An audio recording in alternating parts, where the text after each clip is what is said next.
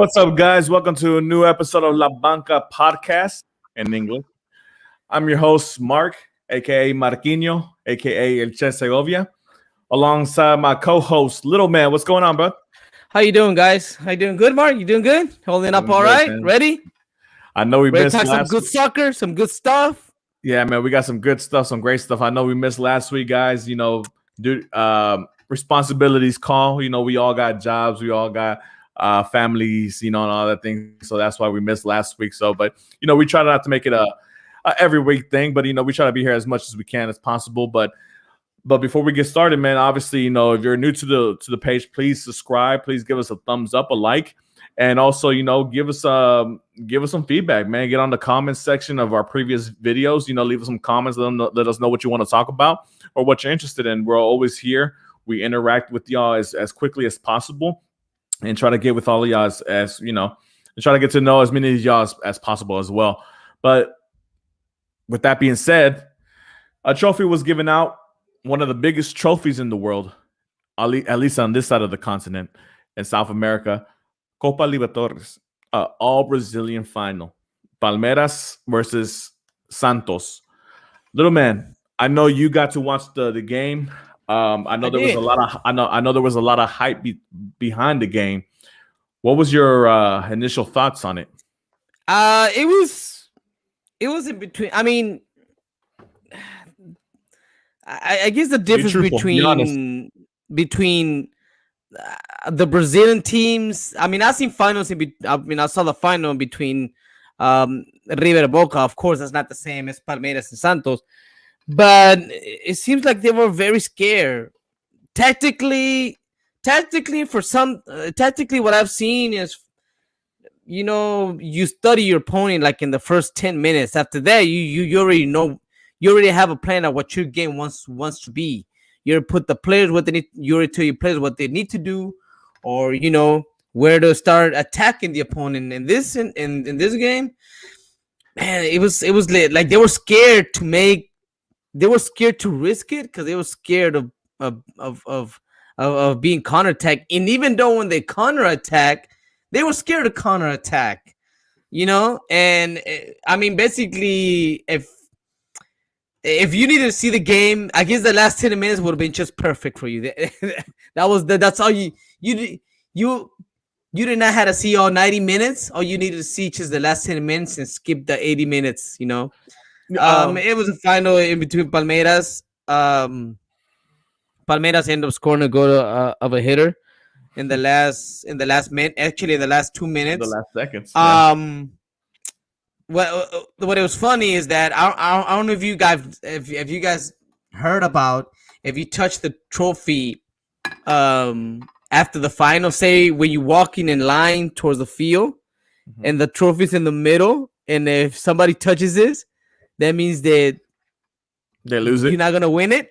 Superstition. Well, Santos was like, you know what? Let's break the superstition stuff. Look, they told this player, I don't remember what's his name. I'm sorry, and I apologize for that. But they told, like, go ahead and touch it, man. Just we all just deal with it later, So he goes out and touches it, and boom, guess what? They lost. So I guess superstitious at one point it does exist. It was a boring game. But Palmeiras advances to the World of Cup of Clubs, and so it's I didn't have the opportunity to watch it live. I was doing some other stuff, some duty calls. But I was looking forward to it, man. I mean, because obviously I'm a Boca Juniors fan, so for Santos to knock out my Boca, and then obviously on the other side, Palmeiras knocking out River Plate, you're thinking, man, these two, and then them two being Brazilian clubs, who are against each other in the league, you would have thought that the final would have been a much more entertaining, much more fun atmosphere. Obviously the match was in La Macana, which is in Brazil. So in Maracanã. So for it to be two Brazilian clubs, the whole structure was there for it to be an amazing game, but it didn't happen. And I agree with you fully. When you get to these matches, especially a final, you obviously going to see the first 5 to 10 minutes to try to feel out your opponent, trying to see what they're doing, if they're doing anything differently than what you planned for, and if they're not, then you go on with your plan and you do your attack and you keep going. Especially in a final, you go and you attack and you make sure you do everything you can. You leave it on the pitch to make sure that you say, regardless if you win it or not, you did everything possible to make sure you lift that trophy, right? And so I went back, watched the highlights and stuff like that, and obviously there were no highlights, just the goal. There was no highlights. There was really no highlights. Hey, it was much of a highlight when they give the red card to the Palmeiras coach. Yeah, that was even more exciting than the game. That was probably a bigger highlight. I mean, obviously, for Santos to lose the game the way they lost it at the last minute. And at that moment, Mark, you thought that it was going to be the opposite. You thought that Palmeiras, because they lost their coach, so they were going to be not focused. They were going to be like chickens with no head, just wandering around. No, boom, goals, game over, guys. Let's go, wrap it up. Yeah, for sure, man. It's a shame that something like that happened, and especially in a big final. This is basically this side of the world's Champions League. Exactly. Whoever wins this title goes on and competes in the Club World Cup against the likes of Bayern Munich and obviously against Tigres, who just won the CONCACAF Champions League not too long ago. It's crazy how there was so much hype. It makes me feel like damn, like I wish there would have been a Boca River Plate. At least we know that then would have been awesome. It would have been some craziness. Mark, I don't know if you got a chance to see the semifinal. The semifinals were very excited, man. They were pretty good. And from what I saw, I think the Palmeiras, it's kind of weird the way they won with all that bar situation, because they beat River Plate at Estadio El Mar de la Plata, and then River Plate comes out and just absolutely just whooping them bad. And if it wasn't for the bar call, I think River should have been up there. That's my point of view. I'm not a River fan either, but I think Santos did a good job kicking off Boca Juniors. They had a way better game, better game. They beat them tactically, manly, and everything. So they were decent winners. So let me ask you a question: do you think Palmeiras has any kind of shot to win the Club World Cup or to do any damage in the Club World Cup? Because obviously we know the last couple of years it's been ruled by the winner of European competition. So the only. No, I don't think they. I mean, if they don't make any noise, if the way they played this final and the way they played the second semifinal, I think they don't have enough chance. But of course, Mark, anything in soccer is possible. Yeah, I think they don't. But I've seen a lot of stuff. I've seen a lot of upsets in soccer, so it's funny because since the Club World Cup started in 2000, it's been back and forth. First place, second place between the South American champion and the European champion, right? So I think this upcoming Club World Cup is a perfect opportunity for a team like Tigres to finally break that and maybe get a second place or maybe even maybe a Club World Cup. Why not? Why not? But obviously we all know the elephant in the room being Bayern Munich and how powerful that team is, how strong that team is. But at least it'd be nice to see a team from the CONCACAF region get up to second place. I mean, that would be the first. That'll be the highest achievement that this region has ever seen. So I mean, it'd be a perfect opportunity to kind of cap off that decade long of excellence from Tigres and Tuque Ferretti over there in Monterrey. I mean, Tigres has been to a final of the Copa Liberatores already. I'm from like a few years back then. They had the big chance. They had a big chance to win it. And nope, they end up not giving the quality game that they have given in the semifinals and in the 8. Nope. Nothing shows up. Tuque Tuca Ferret is known as a head coach. Once he gets to that step, he doesn't risk it. And I think if you're there, you gotta risk everything. Oh Man. yeah, of course. I mean, you don't got. Yeah, you got something to lose. Yeah, you're right. Some people say, well, nobody remembers second places. But dude, I mean, if you don't risk it, man, there's a bigger chance of you not winning it than there is if you risk it. So Yeah. why not throw it in there? Throw your best guys out there. Go forward, attack. I think Tigres is they have a pretty good decent squad. I'll be honest with you. And of course, you said Bayern Munich. Well, Bayern Munich is a German engineering, as you can say. They're machines. They're great structurally. They got great players, and they're made for these tournaments. But It'll be another tip in the cap for Tigres if they're able to get a second place, because obviously their bitter rival, those Rayados de Monterrey. I think it was deep. They've only their last tournament they got third place, and then I think a tournament in 2012 they got third place as well. So it'll be a one notch, like, hey, we got second place or even a winner's medal. So but we'll see, man. I mean, obviously the Club World Cup it'll be here. It'll be coming here around pretty soon. We'll see what happens, man. Palmeiras, unfortunately, the Copa Liberatores final was didn't live up to the hype, unfortunately. But it is what it is, and we'll see what happens for next season, man. I'm always gonna be rooting for Boca to win that tournament. We'll see what happens next season, man. But moving on, man. Speaking of Brazil, Brazil's biggest soccer player, biggest son, Neymar, 4 more years at PSG. What's your opinion on that, man? Do you think it's a good move for Neymar, or do you think he should? Well, he's a franchise player. Mm-hmm. He's PSG's franchise player, and even though a few years back then he wanted to leave because he didn't feel comfortable at PSG, and then the owner even went to Brazil to his charity and support him over there, talk to him so. And I think Neymar got that confidence with the owners or with the people to say, because it's not that we know for sure, but the gossip out there, and there's a huge gossip about that.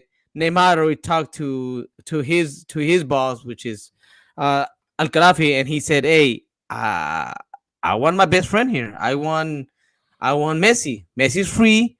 Please bring him over. I would love." And I get he said, I don't know. I'm just speaking of the record, but he just said, "Hey, maybe we can win what you most desire, Al-Khalafi, which is win a Champions." Mm-hmm. I remember this guy invested so much money in PSG because all he wants is to win the first Champions League for PSG, and he has committed for that each and every season, bringing quality players and spending a lot of money. It's funny because PSG has been very accommodating to Neymar. Even during the whole saga of whether he's going to stay or he's going to leave or he's going to go back to Barcelona, is there a possibility of him going to Madrid? All these rumors, right? Right. And throughout thick and thin, the ownership, the directors in PSG, they gave Neymar their space, they let him do his thing, and I think Neymar finally came to the conclusion that, you know what, this club is big enough for me. This is my club.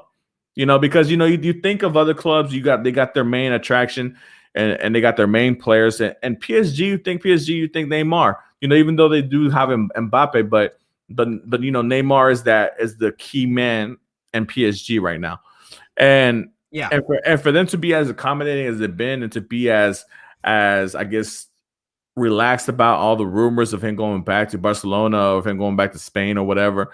And for them to accomplish this and sign him to another 4 more years, it just shows the fortitude of the technical director, the president, all those people up there in Paris, to be able to accomplish this, because this is their franchise player.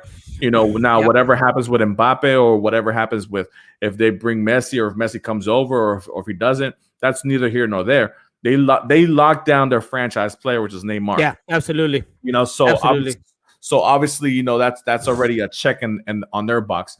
Now with that being said, now Neymar has to complete what he promised when he came over here, you know, a couple of years back, you know, which is deliver on that Champions League. You know, they got to a final last season. That's the main thing. That's the main thing, Mark. I mean, it's not about the league no more. It's not about the other competitions or whatever. No. It's main focus on Champions League. That's the big picture stuff. That's what we want. And I think that they brought in a great coach. Mm-hmm. They brought a great coach, the Argentine, or the Chino. They brought him in, and there's a lot of rumors about maybe Sergio Ramos goes in. May he end up being there. But in that, they're gonna have to give somebody away. I mean, we'll see. Now, remember, they haven't making a lot of money because of the pandemic, and they're gonna have to give somebody away. And I think not now, but I think Mbappé is gonna end up leaving. He already said that. Mbappé, for a fact, knows that he's not gonna be the big picture once Messi gets there. He's gonna be like the third picture. And you're talking about a young guy he wants to be ambitious. He wants to be Balón de Oro at one point, and he knows by him resigning the 4-year contract, he's gonna be there for a while, and he knows it's not gonna get where he wants to go. So I think they're gonna get rid of Mbappé. They're gonna get Messi. His family is already learning French, so I think he's gonna end up being the one sacrificed. He doesn't want to renew his contract. He wants to leave. And for Neymar, they're gonna have to let some other players go too. I think Icardi is leaving too, because remember that Messi doesn't like Icardi, right? Yeah, I mean, you know, I mean, obviously there's gonna be some deadwood players that you're gonna have to let go. You know, whether Mbappe stays or he goes, I mean, we'll see what happens there. 244 million they lost. Yeah, this year.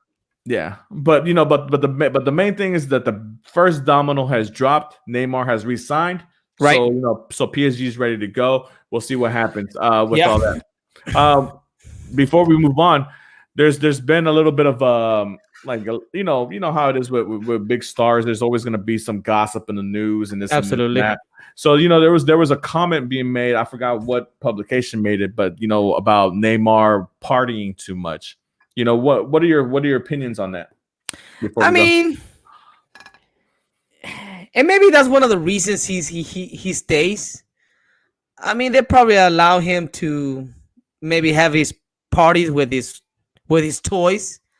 You do know he got his friends are called the toys, right? His party friends. They all live at the same house. Neymar got a mansion and they all live in the same spot. They don't work, they don't do anything, just be with Neymar, talk to him, play soccer with him, whatever they want to do in the free time, whatever Neymar he's up to in his free time. And of course, if any other magazine finds out, any paparazzi knows about him, they pay them. You don't know anything. So I think he's very very good at that. Yes, of course Neymar looks parties. I mean, come on, do you give him? Yeah, I mean, I want to go to the Brazilian carnival. His blood. He's Brazilian. It's in his blood. You know, he's born with it. I mean, absolutely. I mean, and there's nothing wrong with that. I mean, no. I mean, if look, in my opinion, rules that a club has, and by saying that, let me give you an example. Say for example, if you play for, and this is I've heard about these. If you play for, like, say for example, for Real Madrid or Barcelona. Mm-hmm. You're not allowed to wear, say, a hat of the Chicago Bulls. No, you're not allowed to do that. You know that, right? You're not allowed to wear any other jerseys outside your house, so the press can see it. No, you're not allowed to do that. That's part of your contract. That's how big, you know, the rules are in some clubs. And of course, that's how much branding matters. But yes, I mean, you're not allowed to be seen outside. And imagine if they see you outside partying, and then sometimes you don't play good, and all that pressure comes up to you. And I think PSG allows Neymar Neymar goes like, "Hey, can I take 2 days off so I can go to the carnival festival?" Sure, go ahead. Look, I mean, Mark, would you feel comfortable doing that, Mark? I'll give you my opinion, Milan. Look, Go ahead. and this not how only has to do with Neymar and PSG. This is just overall. You know, if you're able to balance your social life with your professional life and be good at both, more power to you. You know. Now, Right. when that social life starts affecting your professional life and you start messing up on your professional life, then that's when we need to take a step back and let everything get back on balance on even keel, because I can't allow your partying mess up the flow over here professionally. But that hasn't happened. I mean, since Neymar's been in Paris and with PSG, he's, aside from the fact when he's been injured, when he's on the pitch, he performs, he scores goals, he gives assists. No, He- Mark, that's gonna have to stop someday, right? no, yeah. You know, But what I'm saying, there goes a point. It reaches. Look, Someday it is gonna affect you. it is. It is. And Neymar doesn't have. It's not about his health condition, but let's say that he gets crystal feet. Yeah, he gets crystal feet, man. The guy gets hurt pretty much a lot. And the thing is that not only he gets hurt a lot because of an injury. No, there's people that don't like him, and they go after and hit him. And we have seen plenty of those. Let's just, for good of soccer, PSG is allowed to spend as much money and to do whichever contract to his players. What we want and what they want is just to have an awesome performance in soccer, which was everybody wants. I mean, I want to see that. I want to see a PSG in the final against Bayern Munich again, say for example. Yeah. And I want Neymar to go like, man, and I want him to go. That's the reason we pay that guy that money. That's the reason we pay you the big bucks, Mark, for you to score goals and to make a difference in the game. We don't pay the big bucks just to play games. No, we got other players to do that. Yeah. No, and I understand completely what you're saying, and so he needs to deliver. Yeah. No, he has with this, Mark, he has a lot of responsibility to deliver. No, yeah, for sure. And we'll finish with this. This will be the last thing we say about this before we move on to the next topic. Obviously, like I said, once the social life starts affecting the professional life, then that's when we need to take a step back on the social life. And hopefully, Neymar has the people around him to tell him, hey, you need a mature guy. You can party. You can party after you retire. Yeah. Which is the end is like, well, I can still do that now, and then I can still do that after. So there's no point of me holding up all that time. I mean, so obviously PSG knows nobody's doing. They have become they've been a great club in France, but now in Europe they're starting to be noted thanks to Al Khelafi. Let's just hope we get that Champions League, man. That will really put the cherry on top of the cake, man. Just win the champions. Sure. Hope they're putting a lot of confidence on Neymar and Neymar's advices. Mm-hmm. Come on, Neymar, you got to deliver. Yeah, for sure. I mean, I'm a fan of Neymar, so hopefully he gets that. Champions League he's quality. He's a quality guy, man. So obviously it's February 2nd.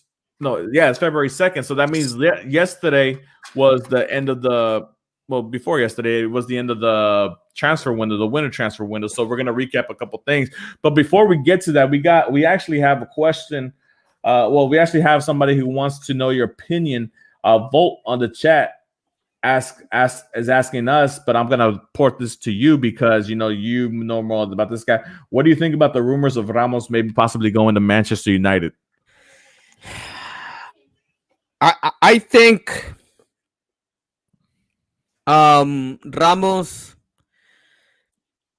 it's very complicated when Ramos goes out to tell you that he will play for free in Real Madrid if he has to. And now the Madrid already offer him they cannot offer him the 2-year contract and plus money because of the pandemic. Real Madrid is remodeling his stadium. As a matter of fact, it's so bad economically in the Real Madrid that if at this moment, Mark, right now, PSG decides to sell Mbappe for 150 million, guess what? We don't have that money right now. This is how bad it is because of the pandemic. This is how bad it is. So imagine Ramos makes about 12 million a year. And if he has said for a long time that he will even play free in Real Madrid, I think Ramos is making a mistake. He's not being advised very well. Ramos, you can continue being part of the history in Real Madrid. Your name will be in the books for millions of years. Nobody's gonna like you. I mean, you already have the keys to the dressing room. Everybody listens to you. You're the captain. You're the captain of Spain. And for you to go start all over in another club, Mark, what do you think is his option? Just for a few more dollars? Now, with the 10% deduction that Florentino has asked to the players, Ramos was only going to make, say, 10 million a year. Do you think it's worth it going to make 14 or 15 million a year in Man City, where the weather is horrible? Manchester United. And when you're going to start all over? Yeah, I mean, I see what you're saying, and I understand where it's back and forth, but it's a lot of egos, in the room, a lot of things, sometimes you feel as a player you might feel that they owe you something, but let's be real, this is a business. Nobody owes you anything. That you only get what's given to you, in business. I can say, hey, Little, you know what, you're doing great. You know what? Next time I owe you, man. I'm gonna make sure you get that raise. Right. Yeah, but I owe you doesn't mean you get that raise until I actually give it to you. That's when you get it. So But now, Mark, you gotta understand right now. This is not the time for you to be asking for money with all this pandemic. Yeah, no, people to this day right now hasn't gone to the stadiums in Spain. They have gone to the Copa del Rey, but that's a whole different story, guys. That's a whole different story. Yeah. All right, we're not gonna get against that. Yeah. So, but people are barely getting in, like in the 30%. Do you think that's enough to make money? No, guys, we gotta understand that. Ramos needs to understand that. Now, the thing is that, Mark, if he has said plenty of time that you got a club that you want everything with that club. There's no better place just to stay home and just play. And you be a legend for Real Madrid. You have that chance. No, you have to go to another team and start all over. I don't think it's a good idea, but I'm not Sergio Ramos. It's whatever he wants to do. And just like Florentino said, if you got a good offer from someone else, and if you decide to leave, God bless you and thank you very much. Now, moving on to that, from one defender to another defender, there was some last-minute movement in the transfer window for the winter. Big clubs like Liverpool, Arsenal, a lot of movement, a lot of involvement during the last day of the winter transfer window. Obviously, they had a lot of things, a lot of needs that need to be done. Liverpool in particular, because, they've lost another defender for the rest of the season, Joel Matip. He's gone for the season, along with Van Dijk. Joe Gomez hasn't returned yet. We don't know when he's going to come back. Hopefully, he's by February. By end of February, we'll see what happens with that. But they had to bring in reinforcements. They brought in two defenders, one from the Championship and another one from the Bundesliga and Schalke, and a young Turkish player by the name of Kabak. Obviously from everything I've seen, it's a loan deal with an option to buy for $30 million, which is a good deal for both sides. He's a young, talented player, a defender, which they obviously need because they need defenders. Like, man, I think you and me can go play defenders for Liverpool right now. the way they're missing out on defenders, man. So it's like so bad. They just turn into a great club into a great hospital. Well, you know what? It's funny. It's funny because, like, sometimes, obviously we know injuries going to happen, right, throughout the season.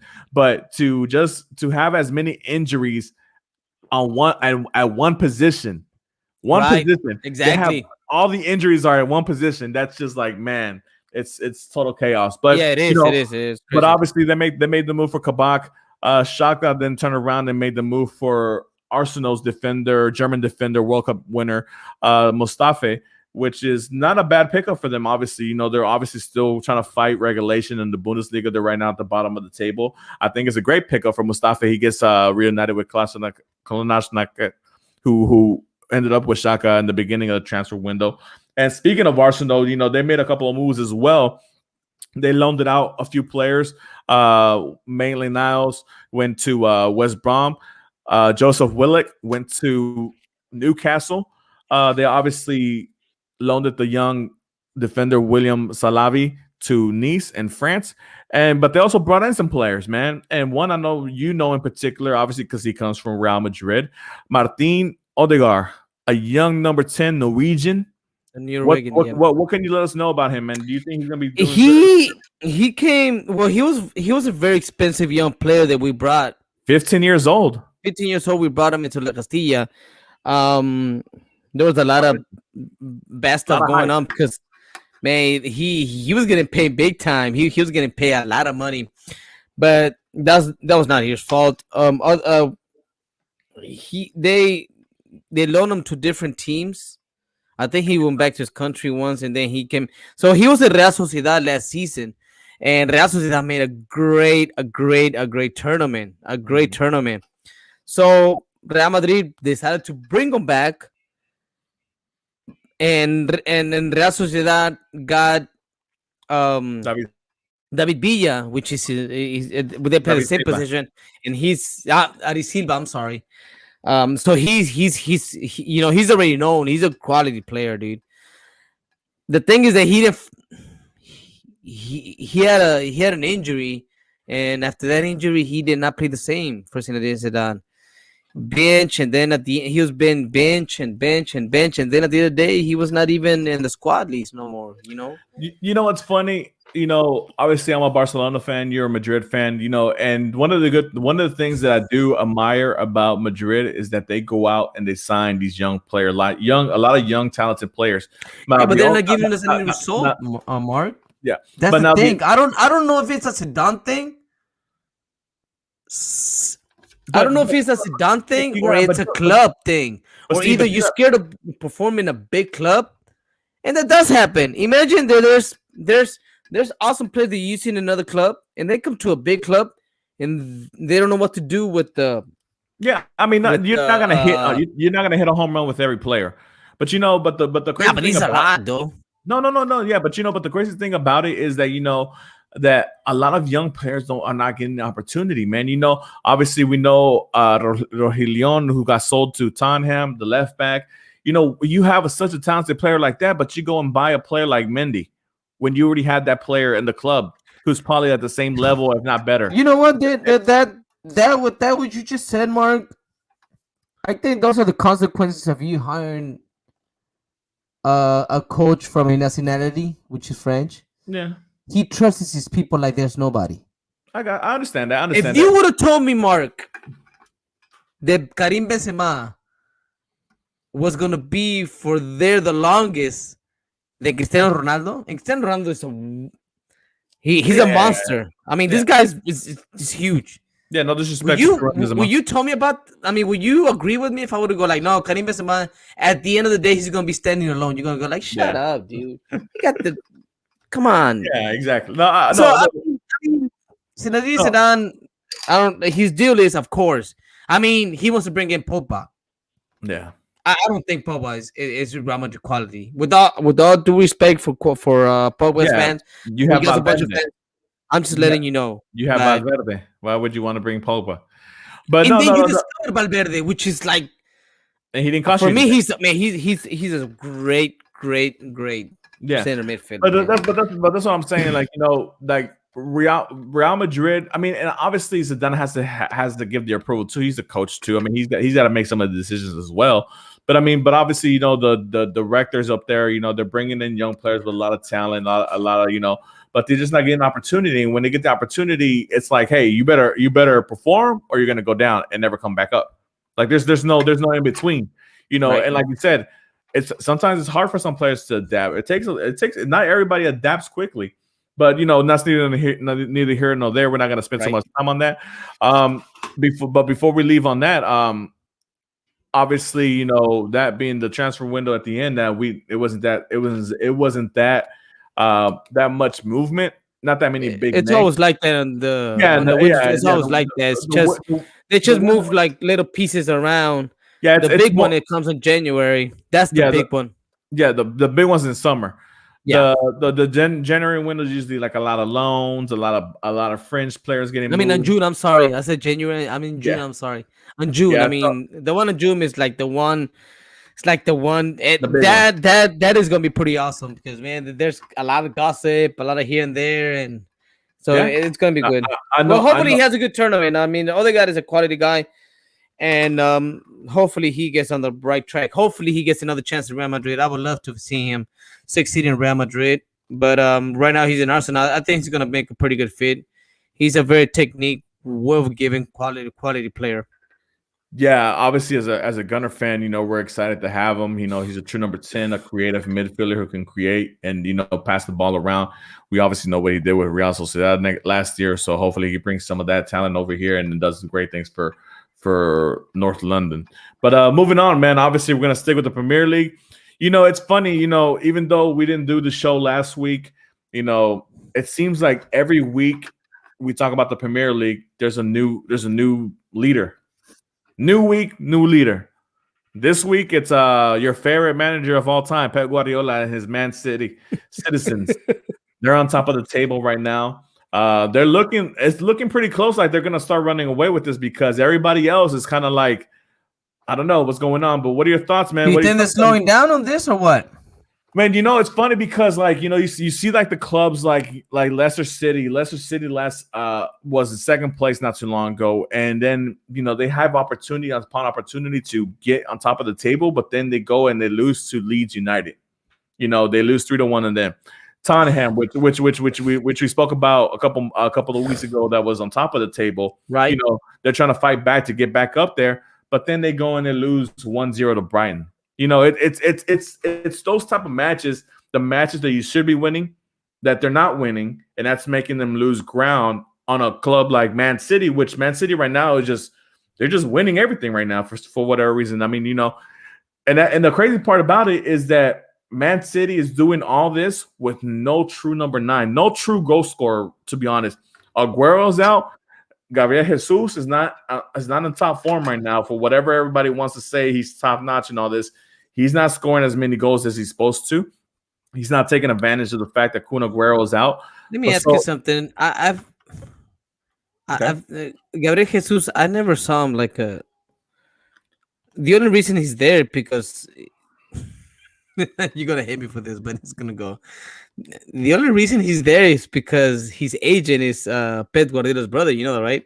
Regardless, I mean, he's done well in the Man City. I mean, he hasn't. Yeah, but I think Kun Agüero it's way a lot better. And remember that he decided to put Kun Agüero in the benches for him. Kun Agüero is even at this age of his is 3-4 which steps is his ahead. last year. Yeah, but like I said, Man City's doing all this despite the fact that they don't have a true goal scorer. So I ask you this, Little, in your opinion, do you let's say once Kun Agüero comes back, do you think this is just a runaway? This is because I mean they got 2 games in hand right now. They're tied with Manchester United, 44 points, but they got 2 games in hand, and it's 2 games. I think it's one against Burnley and one against Newcastle. They got postponed or rescheduled because of COVID. So, right. Do you think that if these other clubs, obviously, they don't start winning the games that they need to be winning, and Man City continues on a roll, is this basically, hey, this is another year of Man City winning the title? Who do you think challenges them? Well, you know what, Mark? That you probably have the answer to this one too. I mean, then since we started, since we started with this show and we started covering this Premier League, I mean, have you been surprised week by week? Yeah. What makes you what makes you think it's not gonna surprise you from now on? This league can give you a dozen surprises. Like in you can be. We just talked about a few weeks ago that we were talking about Leicester City was on the top. Boom, now they're down. Remember there was one day that we talked about Tottenham. Mhm. Tottenham was like in the top. We're like, oh, Mourinho already got. He already put his mentality. He already gave him to his players. His players already know his game, what he wants, and there you go. Boom, number 5. You Right, know, and now he's struggling. you know, I think this league with all this COVID and all these injuries is not going to start giving surprises. Maybe to the last 2 games. you know, it's funny you tell me that because like the thing is, barring any injuries, obviously, injuries can always derail, clubs. Right. But I just don't see where Man City slips up, man. To be honest, like I'm looking at their schedule right now, and I don't see where they slip up. It's because like I said, you have Tottenham listen to Brighton, you have Leicester City losing to Leeds United, you have Manchester United tying against Arsenal. These are games that these clubs, if they want to be challengers. So you think Manchester United is behind him? So you don't think he's not gonna? I mean, no. You said about the 2 games he hasn't played, right? Yeah. And according to you, you think that those are easy games, No, right? I mean, it's not easy. I mean, the game's got to be played. Absolutely. But it seems like you're already calling those as a W. On And you haven't played those games. Now, you never know. You can come up with a bag, and then I mean, I'm sorry, dude. I mean, any time in soccer, of course, like games have to be played, but yeah. I don't think at this time of this league and this pandemic is going on, and then you have to cancel games again, and then someday you're not gonna have the player that is having he's having an awesome 3 to 4 games. Oh my God, he gets COVID, so he gets taken off, so he misses 2 games now. Whoa, yeah. So he misses rhythm. I think that's gonna. I mean, I already said this once, but I think that's the reason this league is like that. Because of this pandemic, because of the COVID, because players keep being off and stuff like that. So I think this league is gonna end up maybe to the end. I mean, we gotta wait till the last 2 games, and maybe even make a prediction that it might not even be good enough. So my question to you before we move on to the next and final section: Who do you think is gonna challenge Man City? Man United. And of course, Liverpool can still go up there. I mean, Jurgen Klopp is a quality coach. No, yeah, no. I mean, obviously, you can have the best coach in the world, but like I said, like we mentioned earlier, unfortunately for Liverpool, like all their injuries on the defensive side, and if you can't defend the ball, it doesn't matter if you score 5 goals. If they're scoring 6 on you, you're still losing. So yeah, but nothing's guaranteed right now. So I think. I mean, I don't even want to risk saying maybe a club win, but I want to think that maybe you gotta wait till like the last 3 to 4 games. Yeah, and then we can kind of say, well, it could go this way, but it could. But don't forget that it might go the other way. So yeah, I guess Man City doing his thing. I guess they were like in 13 one time, right? 13 place. Yeah, they just. Yeah, they just went 12, 11, 10, 9, 8, 7, 6, and now look, they're number 1, and they got 2 games to play. So I think they have overall they have the best chance because of those 2 games. 2 games. Well, obviously, before I think they're gonna win it, but I mean, if I had to choose somebody who's gonna challenge them, I guess Manchester United would be the team, right? That would challenge them. But we'll see. I guess we'll check in next week to see who's the new leader next week. But before we go, we're gonna talk, since we are talking about leagues. There's been this rumor that's been circling around the world of football for like the last some odd years, and. Obviously, we know that the biggest competition in club football is the Champions League in Europe.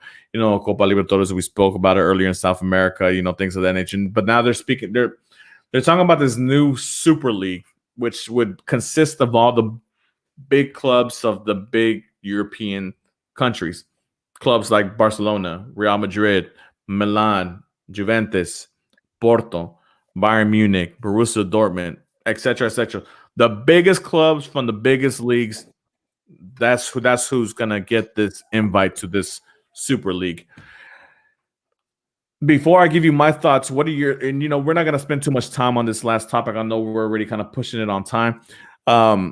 What are your thoughts on it, man? Do you think it's a good idea? Do you think it's a bad idea? It's obviously being led by Real Madrid's president Florentino Perez. What are your thoughts on the Superliga, on the Super League? I think it's not a good idea because then you're leaving the other small teams out. You're only focusing on big brand names, on big names, which is at the end of the day, they end up being brands, right? Every team is it's a brand. So, they already got the biggest banks in Europe already supporting it. So eventually, we don't know the details about the league, but eventually they're very interesting. For the big bands like Barclays and all the big ones are and sponsors. Like that gas one, that Cipro Supo. What's the name of that? Gas pump. Gas pump. So they're already like, yeah, let's do it. Now remember that Santiago Bernabeu invented the Champions League, which is the most successful club tournament in the world. I mean, some people would say that it's bigger than the World Cup. So, I don't think it's a good idea. And I'm telling you as a Madrid fan, and I don't think it's a good idea because I think with that you kill soccer excitement, and by killing soccer excitement, I don't think you won't be able to develop as much players. And let me give an example. Just a few years ago, Atletico de Madrid was nothing. They were a small club, and they have been to 2 champions. Of course, they lost 2 champions, but with their participation in the Champions League, they have been able to make big contracts in the few years. Big money, yeah. Because that's how these small clubs make money. A Champions League, you qualify to Champions League. That means in your league, you got to give a good performance to qualify to Champions League. You play Champions League, you get money inside. And with that, it means that Real Madrid, Barcelona, Bayern Munich, and so teams, they don't have to worry about competing no more. They don't have to worry about having a bad season. Say, for example, one day Real Madrid ends up being in 6th or 7th place. We don't care. We're still going to go to the tournament. And you don't get to see, and plus that, and Mark, I'm sorry, but and then you don't get to see those exciting games where small clubs beat the big clubs, right? Now, yeah, for sure. Let me give you my opinion of this, and we'll close out with that. So I agree with you fully. I don't think it's a good idea, and I'll tell you why. From my standpoint, you're catering to the top 10% of the clubs financially, economically, and you're forgetting about the other 90% of the clubs, right? And obviously the reason why the Champions League and Europa League have worked out so fabulously, and why people like you, like me, like the people in the chat, like the fans tuning into the show, the reason why people go to lunch and take off days during the midweek to go watch these games is because of the way those tournaments are set up. The fact of the matter is that you're able to have teams out of nowhere compete against the big dogs, against the big teams like Real Madrid, Barcelona, Bayern Munich. It's crazy because, think about the Premier League, which is the league we just talked about. Leicester City in 2015 won the Premier League. Nobody thought that they would even there was a bigger chance of them being regulated than them finishing in the top half of the table. The odds were at that time period. And for them to end up winning the league the way they did in 2015, allowing them to qualify to the Champions League the next year, which in that Champions League, they end up making up to I think the semifinals, which at the end ended up putting more money in their team and their club to invest, bring more top-notch players to continue the run that they're in right now, to be able to put themselves in a position to compete with the Liverpools, the Man Cities, the Manchester Uniteds. that's the reason why those tournaments exist, and that's the reason why I love those tournaments and the opportunity it gives to small clubs. Our co-host Fidel and myself, we follow a small club in Spain that just got promoted, Cadiz, and you're familiar with them. The opportunity that it gives a club like that who just got promoted this season to be able to fight for a sixth place or fifth place spot to maybe make it to a competition in Europe, to put money in the banks of Cadiz, to be able to reinvest in the academy, reinvest in better quality players. That's how you make them grow. That's how you make those teams grow.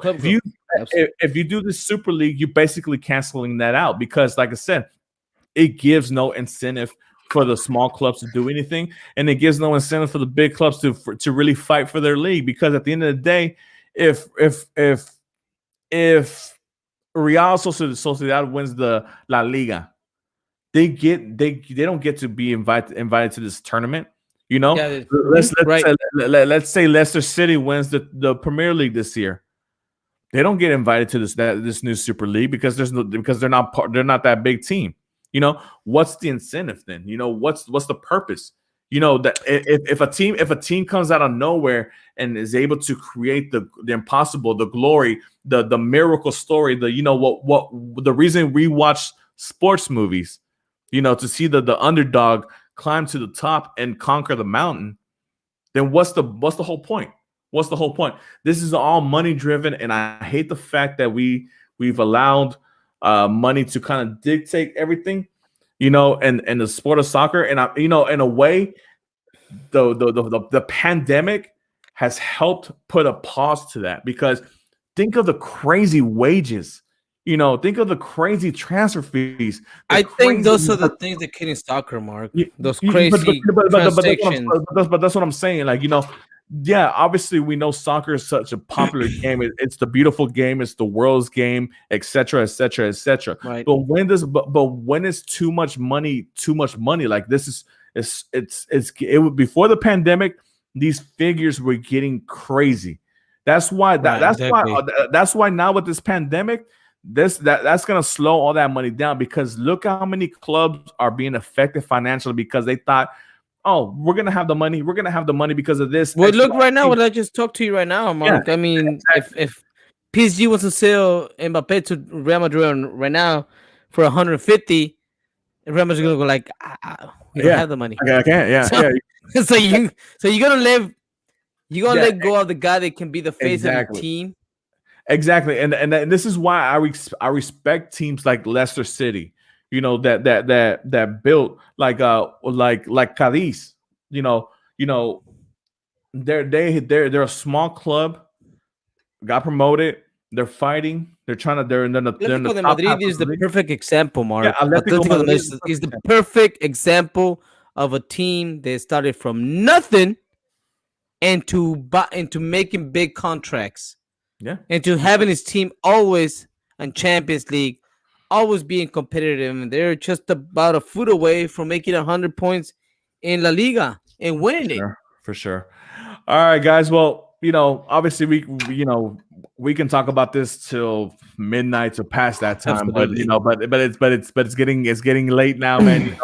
But obviously, thank you guys for joining us, and for those who are going to watch in the future, later on tonight or whatever, thanks for showing up. If you're new to the page, please subscribe, click that notifications, so that way you don't miss a show. We got a Spanish show prior to this one, and then obviously we're doing the English show now because of the new audience that we have. We trying to make sure we accommodate to everybody. Please give us a thumbs up, a like, and leave a comment or two, man. Let us know what you want to talk about. Maybe there's a team that we're not talking enough about that you want to talk about. Let us know. Shoot us a comment. We'll reply back as quickly as possible, and we'll probably get you on there, and we'll give you a shout out as well. But anything else, a little before we go? Well, just like you said, we're not experts. We just like to talk soccer and give our opinion. That's our opinion is the one that we give you out. Of course, it's not a professional opinion. Yeah. But maybe you heard this 1,000 times, but maybe somebody else's little opinion, it maybe is the one that gives you that extra power of knowing what you really want to know. Just give us a thumbs up, man. If there's anything that we can that you want to put opinion on, yeah, sure, just let us know. Give us a like, and I'll see you next time. All right, guys. Have a good night. See you next Tuesday.